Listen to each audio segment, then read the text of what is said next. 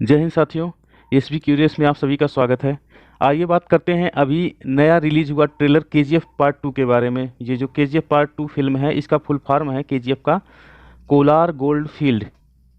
इस फिल्म के बारे में बात करने का मेरा अभिप्राय इसलिए बना है क्योंकि इस फिल्म की एक जो है ऐतिहासिक पृष्ठभूमि है। यह एक वास्तविक कहानी से जुड़ी हुई ये फिल्म है। उसी से प्रेरणा लेकर के यह फिल्म बनी है।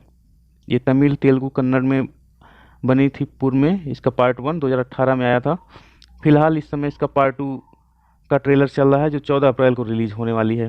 तो आइए इसकी ऐतिहासिक पृष्ठभूमि के बारे में बात करते हैं, क्योंकि इस हमें ऐतिहासिकता से बिल्कुल जागरूक होना चाहिए कि क्या चीज़ है वास्तविकता। जैसा कि आप जानते हैं कि पूर्व में हमारा देश अब अंग्रेज़ों से गुलाम रहा है। ये कहानी वहीं से स्टार्ट होती है, अंग्रेज़ों की गुलामी से ही, हमारे देश की गुलामी से ही स्टार्ट होती है। तो आइए बात करते हैं। दर्शकों के बीच प्रचलित इस फिल्म का ट्रेलर अभी कुछ दिन पहले रिलीज हुआ है और इसको अब तक 10 करोड़ से अधिक लोग यूट्यूब पर देख चुके हैं। यह फिल्म 14 अप्रैल को रिलीज होने वाली है। इस सोशल मीडिया पर इस फिल्म की चर्चा बहुत जोर से हो रही है। इस फिल्म में संजय दत्त, रवीना टंडन और प्रकाश राज सहित मुख्य किरदार निभा रहे कन्नड़ सुपरस्टार यश मुख जैसे बड़े अभिनेता भी शामिल हैं। इसमें संजय दत्त का एक डायलॉग है जो काफ़ी जो चर्चा में है, कह देना उनको मैं आ रहा हूँ अपनी केजीएफ लेने। यह फिल्म अपने मूल रूप से कन्नड़ भाषा में ही बनी थी। इस फिल्म का पहला भाग 21 दिसंबर 2018 को कन्नड़ और तेलुगु और तमिल के साथ हिंदी में भी रिलीज किया गया था और तब इस फिल्म की पूरे देश में काफ़ी तारीफ हुई थी और तभी से दर्शक इसके दूसरे भाग का इंतजार कर रहे थे। अब आइए बात करते हैं केजीएफ यानी कोलार गोल्ड फील्ड की ऐतिहासिकता के बारे में कि क्या इसकी ऐतिहासिक कहानी है। केजीएफ यानी कोलार गोल्ड फील्ड कर्नाटक के दक्षिण पूर्व इलाके में स्थित है। दक्षिण कोलार के जिले कोलार जिले के मुख्यालय से 30 किलोमीटर की दूरी पर रॉबर्टसन पेट एक तहसील है जहां ये खदान स्थित है। बेंगलुरु के पूर्व में मौजूद बेंगलुरु चेन्नई एक्सप्रेसवे पर 100 किलोमीटर दूर केजीएफ टाउनशिप है। न्यूज़ वेबसाइट द क्विंट ने अपनी एक रिपोर्ट में केजीएफ के एक शानदार इतिहास के बारे में लिखा है। इस रिपोर्ट के अनुसार 1871 में न्यूजीलैंड से भारत आए ब्रिटिश सैनिक फिट्जगेराल्ड लेवली ने बेंगलुरु में अपना घर बना लिया था। उस वक्त वो अपना ज़्यादातर समय पढ़ने में ही गुजारते थे। इस बीच उन्होंने 1804 में एशियाटिक जनरल में छपे 4 पन्नों का एक लेख पढ़ा। उसमें कोलार में पाए जाने वाले सोने के बारे में बताया गया था। इस लेख के चलते कोलार में उनकी दिलचस्पी बढ़ गई। इस विषय पर पढ़ते पढ़ते लेवली के हाथों ब्रिटिश सरकार के लेफ्टिनेंट जॉन वारेन का एक लेख लगा। लेवी को मिली जानकारी के अनुसार 1799 की श्रीरंगपट्टनम की लड़ाई में अंग्रेजों ने टीपू सुल्तान को मारने के बाद कोलार और उसके आसपास के इलाके पर अपना कब्जा जमा लिया था।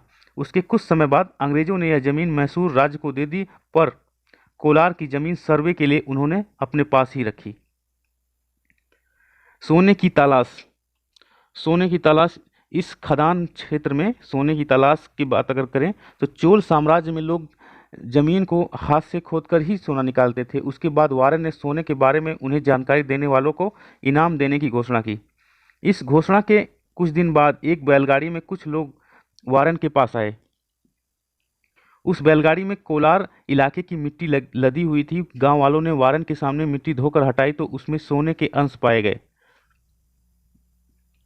वारेन ने इसकी फिर जांच पड़ताल शुरू की। वारेन को पता चला कि कोलार के लोग जिस तरीके से हाथ से खोदकर सोना निकालते हैं उससे लगभग 56 किलो मिट्टी से बहुत थोड़ा ही सोना निकलता था, यानी बहुत सारा मेहनत करने के बाद कुछ ग्राम सोना ही निकल पाता था। वारेन ने कहा इन लोगों के खास कौशल और तकनीक की मदद से और भी सोना निकाला जा सकता है। वारेन की इस रिपोर्ट के बाद 1804 से 1860 के बीच इस इलाके में काफ़ी रिसर्च और सर्वे हुए, लेकिन अंग्रेजी सरकार को उससे कुछ नहीं मिला। कोई फ़ायदा होने के बजाय इस शोध के चलते कईयों को अपनी जान गंवानी पड़ी। उसके बाद वहां होने वाली खुदाई पर प्रतिबंध लगा दिया गया। बहरहाल 1871 में वारेन की रिपोर्ट पढ़कर लेवली के मन में कोलार को लेकर दिलचस्पी जगी। लेवली ने बैलगाड़ी में बैठकर बेंगलुरु से कोलार की 100 किलोमीटर की दूरी तय की। वहां पर करीब 2 साल तक शोध करने के बाद 1873 में लेवली ने मैसूर के महाराज से उस जगह पर खुदाई करने की इजाज़त मांगी। लेवली ने कोलार क्षेत्र में 20 साल तक खुदाई करने का लाइसेंस प्राप्त कर लिया। उसके बाद 1875 में साइट पर काम शुरू हुआ। पहले कुछ सालों तक लेवली का ज़्यादातर समय पैसा जुटाने और लोगों को काम करने के लिए तैयार करने में गुजरा। काफ़ी मुश्किलों के बाद जब केजीएफ से यानी कोलार गोल्ड फील्ड से सोना निकालने का काम आखिरकार शुरू हो गया, तो इसके बाद क्या हुआ, क्या कहानी बनी, उसके बारे में आइए बात करते हैं। ये बिजली वाला भारत का प्रथम शहर बना। केजीएफ की खानों में पहले रोशनी का इंतजाम मसालों और मिट्टी के तेल से जलने वाले लालटेन से होता था, लेकिन ये प्रयास नाकाफ़ी था, इसलिए वहाँ बिजली का प्रयोग करने का निर्णय लिया गया। इस तरह केजीएफ बिजली पाने वाला भारत का पहला शहर बन गया। कोलार गोल्ड फील्ड की बिजली की ज़रूरत पूरी करने के लिए वहाँ से 130 किलोमीटर दूर कावेरी बिजली केंद्र बनाया गया। जापान के बाद यह एशिया का दूसरा सबसे बड़ा प्लांट है। इसका निर्माण कर्नाटक के आज के मांड्या जिले के शिव समुद्रम में किया गया। केजीएफ भारत का सबसे पहला वो शहर था जहां बिजली पूरी तरह से पहुंच गई। पानी से बिजली बनने के बाद वहां हर वक्त बिजली मिलने लगी। सोने की खान के चलते बेंगलुरु और मैसूर के बजाय केजीएफ को प्राथमिकता मिलने लगी। बिजली पहुंचने के बाद केजीएफ में सोने की खुदाई बढ़ा दी गई। वहां तेजी से खुदाई बढ़ाने के लिए प्रकाश का बंदोबस्त करके कई मशीनों को काम में लगाया गया। इसका नतीजा यह हुआ कि 1902 आते आते केजीएफ भारत का 95% सोना निकालने लगा। हाल यह हुआ कि 1905 में सोने की खुदाई के मामले में भारत दुनिया में 6ठे स्थान पर पहुंच गया। केजीएफ बन गया छोटा इंग्लैंड। इसका कहने का तात्पर्य यह है कि केजीएफ में सोना मिलने के बाद वहाँ की सूरत ही बदल गई। उस समय की ब्रिटिश सरकार के अधिकारी और इंजीनियर वहाँ अपना घर बनाने लगे।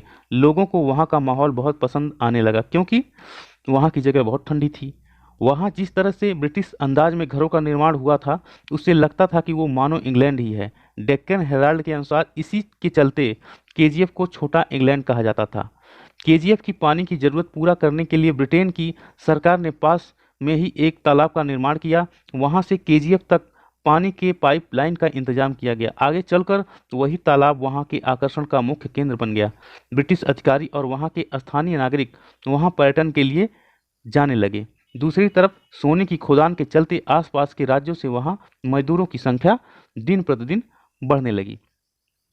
साल 1930 के बाद इस जगह 30,000 मजदूर काम करते थे। उन मजदूरों के परिवार आसपास ही रहते थे। अब आइए बात करते हैं केजीएफ का राष्ट्रीयकरण कब हुआ।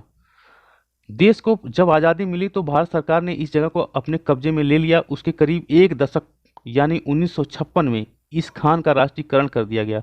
1970 में भारत सरकार की Bharat gold mines limited company ने वहां काम करना शुरू किया। शुरुआती सफलता मिलने के बाद कंपनी का फायदा दिनों दिन कम होता गया। 1979 के बाद ऐसी स्थिति हो गई कि कंपनी के पास अपने मजदूरों को देने के लिए भी पैसे नहीं बचे। भारत के 90% सोने की खुदाई करने वाली केजीएफ का प्रदर्शन 80 के दशक के दौरान खराब होता चला गया। उसी वक्त कई कर्मचारियों को बाहर का रास्ता दिखा दिया गया। साथ ही कंपनी का नुकसान भी बढ़ता जा रहा था। एक समय ऐसा आया कि जब वहां से सोना निकालने में जितना पैसा लग रहा था वो हासिल सोने की कीमत से भी ज़्यादा था, इसलिए कठिनाई दिन प्रतिदिन बढ़ती गई।